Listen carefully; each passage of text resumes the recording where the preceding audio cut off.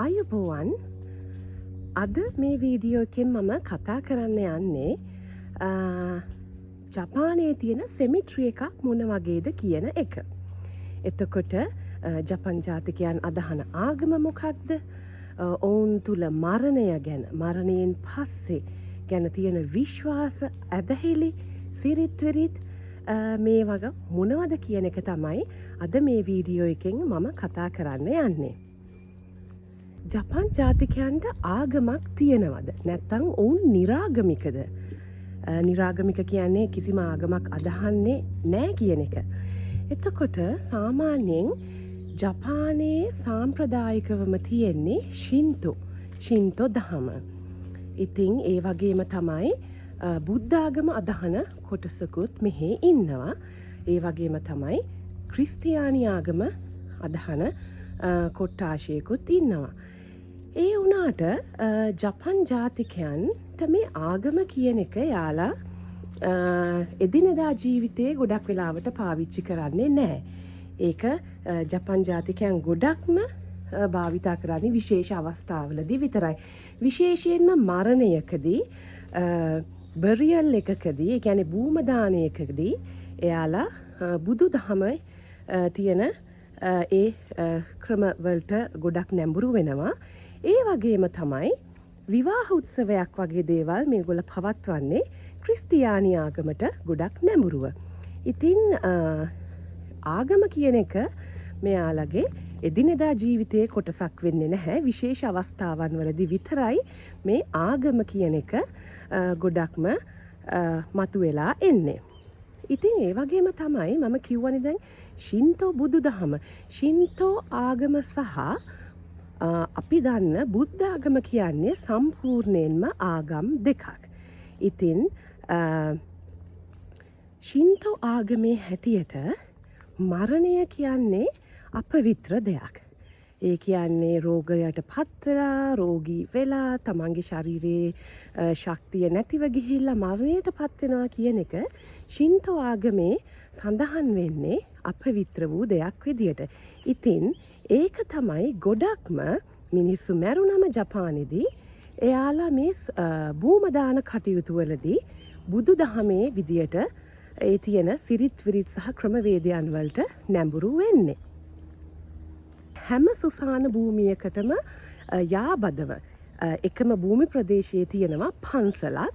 පන්සල කොටස වෙනයි, සුසාන භූමියේ කොටස වෙනයි, වෙන වෙනමයි තියෙන්නේ. ඒ හැම පන්සලක්ම සුසාන භූමියකම දැක ගන්න පුළුවන් ගොඩාක් වෙලාවට මේ වගේ කැලයක් වෙන්න වගේ ගස් වවලා, මල් වවලා නිකන් ඇතරම දැක්කම කැලයක් වගේ තමයි පේන්නේ. මේ වගේ මේ පන්සලකට ඇතුල් වුණාම ඔයාලට දකින්න පුළුවන් මේ පිළිම එක එක ස්ටැචුස් වර්ග ගොඩාක් තියෙනවා.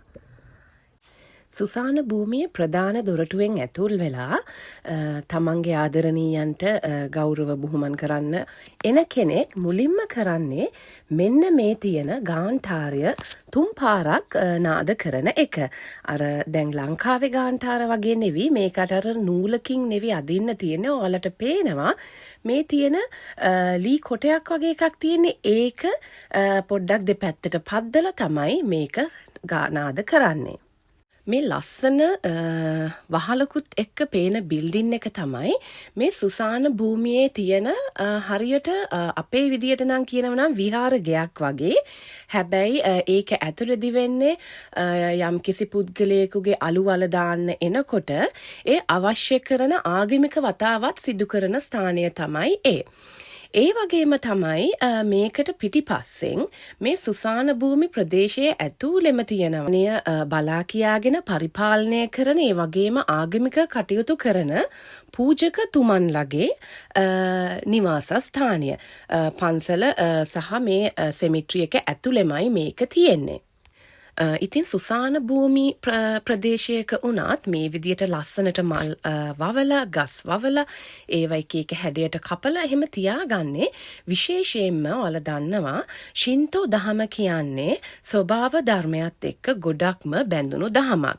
ඉතින් මේ ඔයාලට පේන්නේ මෙහි සුසාන භූමියේ සහ මේ ප්‍රදේශයේ ඒ ආදාළ කටයුතු කරන පූජකතුමන්ලා ඉන්න ස්ථානය. ඉතින් ඒගොල්ලන්ට වෙනම උදව් කරන්න අය නෑ. ඒගොල්ලෝ ලස්සන්ට මේවා තියාගෙන ඉන්නවා. මේ තමයි අපේ කාසි එහෙම දාන්නේ පින් පෙට්ටිය වගේ මෙහි තියෙන්නේ මෙන්න මේ වගේ එකක්.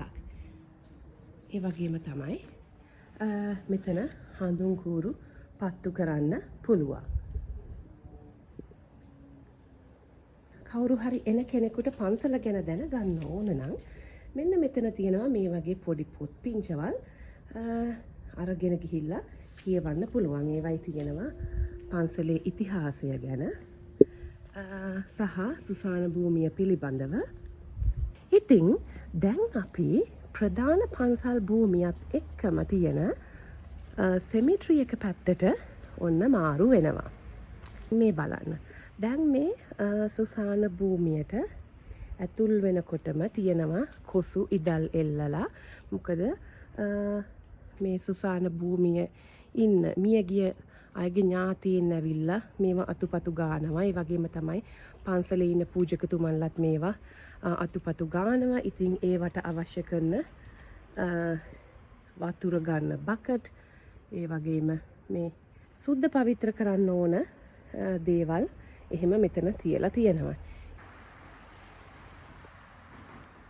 අපේ සුසාන භූමියකට වඩා ඒ වගේම වෙන බටහිර රටක සුසාන භූමියකට වඩා ටිකක් වෙනස් වගේ වෙනසක් අපිට පේනවා නේද බැලූ බැල්මටම. අපි බලමු මේ වෙනස්කම් මොනවද කියලා. දැන් මේ ජපන් ජාතිකයන් මිය ගියාම දැන් අනිවාර්යෙන්ම ආදාහනයක් කරන්න ඕන.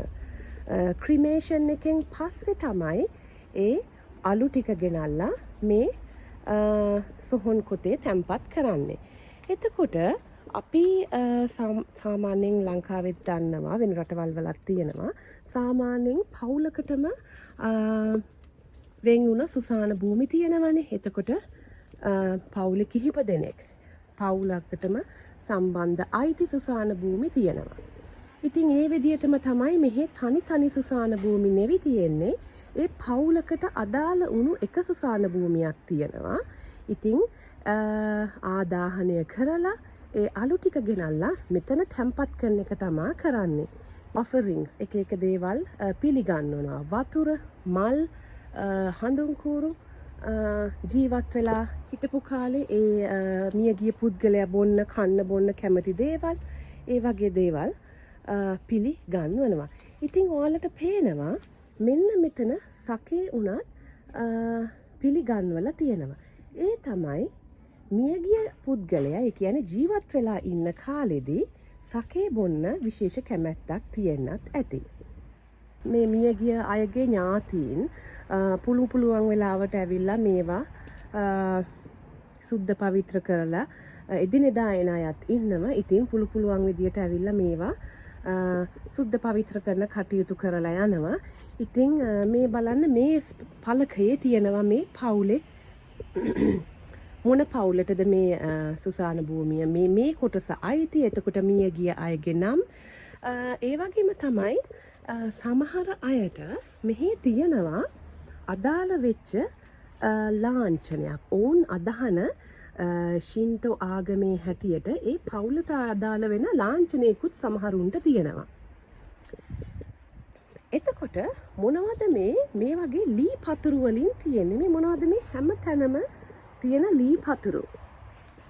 බලන්න මේ එක කංජි අකුරු ලියපු ලී පතුරු තියෙනවා. මේ බලන්න. එතකොට මේ එක ලී පතුරක් එක මිය ගියපු පුද්ගලයෙකුට අයිති වෙනවා. ඒ කියන්නේ අන්න අර සොහොන් කොත අයිති එතන ගොඩක් දෙනෙක්ගේ අලුත් හැම්පත් කරලා තියෙනවා නේද? එක අර වගේ වුඩන් ස්ටික් එකක් අයිති වෙන්නේ එක පුද්ගලයෙකුට. ඉතින් මම කියන්නම් ඇයි ඒ මොකක්ද ඒ කියන එක. ශින්තෝ ආගමේ හැටියට හෝ ජපන් ජාතිකයෙක් මිය ගියාම මම කලින් කිව්වා වගේ ශින්තෝ ආගමේ විදියට මිය යාම මෙයාලා සලකන්නේ අපවිත්‍ර වූ දෙයක් විදියට. ඉතින් බෞද්ධ ආගමේ විදියට තමයි මෙයාලා ගොඩක් වෙලාවට මේ අවසන් කටයුතු සිදු කරන්නේ. එතකොට පවුලේ අයට අනිවාර්යයෙන්ම සිදු වෙනවා ඒ තමන්ගේ අදාළ පූජකතුමත් එක්ක කතා කරලා මෙහි පූජකතුමන්ලා දෙනවා මියගිය පුද්ගලයාට අදාළව නමක්. ඉතින් මෙහි අය අදහන බෞද්ධ ආගමේ විදියට මෙයාලා දෙනවා කයිමියෝ කියලා බෞද්ධ නමක් මියගිය පුද්ගලයාට. එතකොට මේ මියගිය පුද්ගලයාට අදාළ වෙන නම තමා ඔය මේ ලී පතුරේ සඳ කංජි වලින් ලියලා තියෙන්නේ. මේ බලන්න. ඉතින් ඔවුන් ජීවත් වුණ හැටියට ඔවුන්ගේ ස්වරූපය ඔවුන් මොනවද ජීවත් වෙලා ඉන්න කාලේ කොහොමද හැසිරුණේ ඔවුන්ගේ ස්වභාවය ඉතින් ඒව කතා කරලා පවුලේ අයත් එක්ක මේ පූජකතුමා කයිමියෝ කියන නම දෙනවා මියගිය පුද්ගලයාට. ඇයි එහෙම කයිමියෝ කියන නමක් දෙන්නේ? මෙහි විශ්වාස කරනවා මියගිය පුද්ගලයාට ඒ ජීවත් වෙලා ඉන්න කාලෙදී තිබුණ නමෙන්ම කතා කරෝතින් නැවත ඒ මියගිය පුද්ගලයා මේ ලෝකයට මේ මනුෂ්‍ය ලෝකයට ඇවිල්ලා නැවතත් ආපහු මේ ඉතින් ඉපදීම මේ කියන දුක්ඛිත මාර්ගයේ යන හින්දා ජීවත් වෙලා හිටපු කාලයේ කතා කරපු නමෙන් කතා කරන්නේ නැහැ. ඒක ඔවුන්ට ඊළඟ භවයකට ඔවුන්ට නිවන කරා යන්න පහසු වෙන්න තමයි ඔවුන්ට විශේෂයෙන්ම මේ කයිමියෝ කියන විශේෂ බෞද්ධ නම ලබා දෙන්නේ. ඉතින් මේක මරණයෙන් පස්සේ ඒ පවුලේ හිත මිත්‍රාදීන් එකතු වෙලා මේ කයිමියෝ එකක් මේ වගේ වුඩන් ප්ලාක් එකක මේවා ලියවලා මෙතන තැන්පත් කරවනවා. මම මේ වීඩියෝ එක කරන අතරතුර එක පවුලක් ආවා තමන්ගේ ආදරණීය පුද්ගලයෙකුගේ අලු තැන්පත් කරන්න. ඉතින් බලන්න පවුලෙන් 5-6 දෙනෙක් වගේ තමා මේ වගේ දෙයකට එන්නේ. ඒ කියන්නේ ඉතාම පෞද්ගලික දෙයක් තමා මේ අලු හිම භූමදානය කරන එක.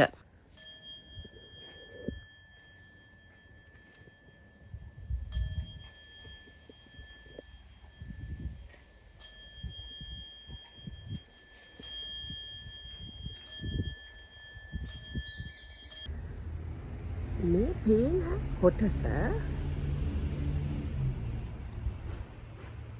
මේ පන්සලේ ජීවත් වෙච්ච පූජකතුමන්ලගේ අලු තැන්පත් කරපු කොටසක්. ඉතින් මේක වෙනම ගේට්ටුවකුත් දාලා තියෙනවා.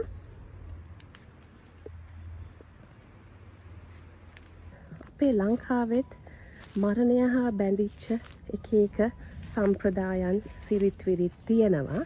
ඉතින් ජපානයේ විතරක් නෙවෙයි වෙන ඕනම රටක ලෝකයේ තියෙන හැම රටකම මේ මරණය හා බැඳුණු සිරිත් විරිත් සම්ප්‍රදායන් එක වෙනස් විදියට තියෙනවා. ඉතින් ඒවට අපි ඒ හැමෝගෙම සිතුම් පැතුම් ඒ අවශ්‍යතාවයන් සිරිත් විරිත් වලට ගරු කරන්න ඕන. ඉතින් ඒ ගරු කරන ගමන් අපිටත් මොනවා හරි එකෙන් ඉගෙන ගන්න පුළුවන්. ඉතින් ඇත්තටම මම මෙතනින් ගොඩක් වෙලාවට යනවා එනවා. ඉතින් මේකට මේ සුසාන භූමියට මේ සෙමිට්‍රි එකට මම නිකන් බලන්නත් ඇවිල්ලා තියෙනවා. ඉතින් මම දැනගෙන හිටියෙත් නෑ මොනවද මෙන්න මේ කියන මේ ප්ලාක්ස් මොනවද කියන එක. එයාලගේ සිරිත් විරිත් මොනවද කියන එක. ඉතින් ඊට පස්සේ මම පොඩ්ඩක් හොයන්න ගත්තා මොනවද මේ. ඉතින් එතකොට අපිටත් දෙයක් ඉගෙන ගන්න පුළුවන්. මම පොඩ්ඩක් මේ පැත්තකට වෙලා ඉන්නේ. දැන් මෙහි පූජකතුමන්ලයි එක පූජකතුමෙකුයි පවුලක් ආවා. එයාලගේ ආදරණීයෙක් මිය ගිහිල්ලා ඒ අලු තැන්පත් කරන්න. ඉතින් මම ඒ පැත්තට යන්නේ නැහැ කැමරා එකත් අරගෙන. මොකද ඒක පෙන්නන එක මට අයිති දෙයක් නෙවෙයිනේ. ඒක හින්දා මම පොඩ්ඩක් මේ පැත්තට වෙලා දැනට ඉන්නවා ඒගොල්ලගේ වතාවත් කරලා ඉවර වෙනකම්. මේ පේන ඔයාලට මේ පේනවා නේද මේ බිල්ඩින් එක. ඉතින් මේක ඇතුලේ තමයි මේ ආගමික වතාවත් සිදු වෙන්නේ. එතකොට ෆියුනරල් සර්විස් එකක් ඒ අවසන් කටයුතු වලට අදාළ ආගමික වතාවත් එහෙම මෙතන ඇතුලෙන් සිදු වෙනවා පූජකතුමාන්ලගේ මඟ පෙන්වීම යටතේ. මේ තමයි සාම්ප්‍රදායික විදියටම සැකසුන ජපානයේ තියෙන සුසාන භූමියක්. ඉතින් වර්තමාන නූතන ජපානය ඇතුලේ මේ සුසාන භූමි කියන සංකල්පයත් ඉතාම ඉක්මනින් මොඩර්නයිස් වෙමින් තියෙනවා. මොඩර්නයිස් වෙලා තියෙනවා. ගොඩක් පුද්ගලයන්ට අවස්ථාව තියෙනවා පාරම්පරික සුසාන භූමිවලට අමතරව තමන්ට සරිලන සුසාන භූමියක් තෝර ගැනීමේ පහසුව. ඉතින් මේ තමයි මේ පන්සලේ ඉන්න පූජකතුමා අර වතාවත් කළා එතුමාගේ නිවාසයට යනවා. මම දන්නේ නැහැ ලංකාවේ අපි සුසාන භූමියකට තමන්ට ඒ අයිති ප්‍රදේශයට යම් කිසි මුදලක් වාර්ෂිකව හෝ යම් කිසි ආකාරයකට මුදල් ගෙවීමක් කළා ඒ සුසාන භූමියේ තමන්ට අයත් ප්‍රදේශය තියාගන්න නම් එහෙම දෙයක් කරන්න ඕනද කියන එක. ඉතින් මම දන්න විදියට වෙන රටවල් වල නම් තියෙනවා සාමාන්‍යයෙන් ඒ සුසාන භූමියට තමන්ට අයත් තමන්ගේ අලු තැන්පත් කරපු කොටස පවත්වාගෙන යන්න නම් නඩත්තු කරන්න නම් ඒ නගරයට හෝ නගරයේ නගර සභාවට හෝ ඒ අදාළ සුසාන භූමියට වාර්ෂිකව යම්කිසි ගෙවීමක් කරලා තියෙන්න ඕන. නැත්තම් පාලනය වෙන අධිකාරිය විසින් ඒ සුසාන භූමියේ තියෙන මේ හෙඩ් ස්ටෝන්ස් කියන ඒවා එහෙම අස් කරනවා කියලා මම දැකලා අහලා තියෙනවා. ලංකාවේ ඒක ගැන නම් මම දන්නේ නෑ ඇත්තටම. ඒක ගැන දන්න කෙනෙක් ඉන්නවා නම් පොඩ්ඩක් කියන්න. ඒ වගේම තමයි ජපානයේත් අපි දැන් මේ තමන්ගේ මේ තියෙන සොහොන ස්මාරකය ඒව තියාගන්න අපි මේ අදාළ සුසාන භූමියට හරි ඒ නඩත්තු වෙන ආයතනයට පරිපාලන අංශයට යම් කිසි වාර්ෂිකව මුදලක් ගෙවන්න ඕන. ඉතින් මේ ලැබෙන මුදල් වලින් තමයි මේවා පාලනය වෙන්නේ. ඉතින් මිනිස්සු මේවා වාර්ෂිකව තමන්ගේ පවුලට අයත් සුසාන භූමිය පවත්වාගෙන යන්න මේවා වාර්ෂිකව නඩත්තු කටයුතු වලට සල්ලි ගෙවනවා. මෙහි ජපානයේ ඉතින් මේ සංස්කෘතිය ටිකක් වෙනස්. කෙනෙක් මිය ගියයින් පස්සේ අපේ සංස්කෘතිය හැටියට නම් දැන් ගොඩක් වෙලාවට මියගිය පුද්ගලයාගේ දේහය ගෙදරට ගෙනල්ලා දවසක් හෝ දෙකක් ඒ ගෞරව කිරීම දක්වලා අවසානයේ භූමදානය හෝ නැත්තං ආදාහනය කරන එක කරනවා. ඒ වුණාට ජපානයේ පුද්ගලයෙක් මිය ගියාම අනිවාර්යයෙන්ම මෙහි සංස්කෘතිය හැටියට ෆියුනරල් පාල එකක තමා ඒ අවසන් ගරු බුහුමන් දැක්වීම කරන්නේ. ගොඩක් වෙලාවට ඉතින් තමන්ගේ අවශ්‍යතාවයේ හැටියට තියාගෙන ආදරණීයන් එන්න ගොඩක් කල් යනවා නම් එහෙම ඒක තියාගෙන ඒ හැමෝටම එකතු වෙන්න පුළුවන් දවසක අවසන් බුහුමන් දක්වලා ආදාහනය කළා ආපහු තමන්ට පුළුවන් හෝ සුදුසු දවසක අලු තැන්පත් කිරීම සිදු කරනවා. මරණය කියන දේ අපි එදිනෙදා කතා කරන මාතෘකාවකුත් නෙවී. අපි මේ වගේ දේවල් එච්චර විවෘතව කතා කරන්නෙත් නෑ. ඉතින් මම හිතුවා ඒත් අපි දන්න දෙයකට වඩා පොඩ්ඩක් වෙනස් විදිය දෙයක් මේක. ඉතින් අවසානයේදී අපි හැමෝම මූණ දෙන්න යන දෙයක් මේක. ඉතින් ඒ හින්දා කොහොමද මේ මම දැන්ට ජීවත් වෙන රටේ මරණය ගැන හිතන්නේ, මරණින් පස්සේ මොනවද කොහොමද කටයුතු වෙන්නේ, ඒ හා බැඳිච්ච විශ්වාසයන්, සිරිත් විරිත් සම්ප්‍රදායන් ඔයාලත් එක්ක බෙදා ගන්න කියලා. ඉතින් මම හිතනවා ඔයාලා මේ වීඩියෝ එක බලලා ඒකෙන් මොනවා හරි දෙයක් දැනගන්න ඇති කියලා. ඉතින් එහෙනම් අපි මේ වගේ වෙනස් විදිහේ අලුත් වීඩියෝ එකකින් නැවතත් හමු වෙමු.